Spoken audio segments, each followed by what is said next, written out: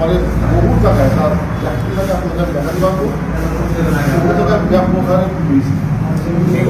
এরপরে আমার মোটরসাইকেলটা ব্যবহারের মোটরসাইকেল যে শুল্ক সেই মোটরসাইকেলটা আমার কাছে চিন্তা নিয়ে গেছে।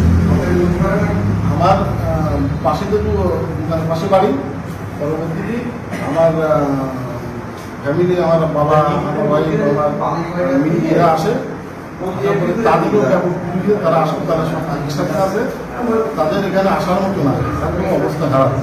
আমিও দাঁড়ায় কথা বলতে পারতেছি যে আমার অবস্থা এত খারাপ, আমাকে একজন ভালো ওরা মারিয়েছে, আমার মোটরসাইকেলটা সেটা নিয়ে ওরা চলে গেছে। শুধু আগে মারিয়েছে না, সাথে আরো কেউ মেরিছে, হাকিম ভাই ভাই তো আছে একটা, সে ভাই তো আর হাকিম ভাই দুজনই মূলত আমার নিয়েছে।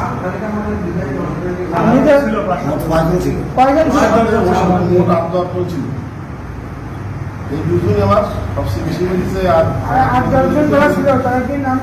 ওখানে আছে ছিল আছে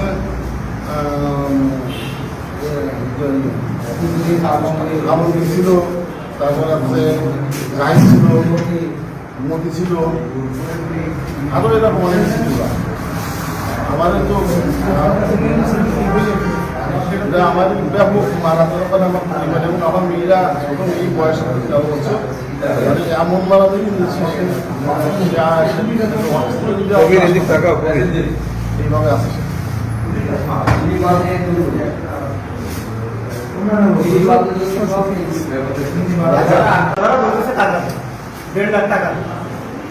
আমি তখন একটা প্রমাণ রাখার উদ্দেশ্যে কারোর সাথে কোনো কথা হয়নি, আমি আমার মোবাইলটা বের করি, মোবাইলটা বের করে ভিডিও ফেসবুকে লাইভ একটা ভিডিও করতেছিলাম।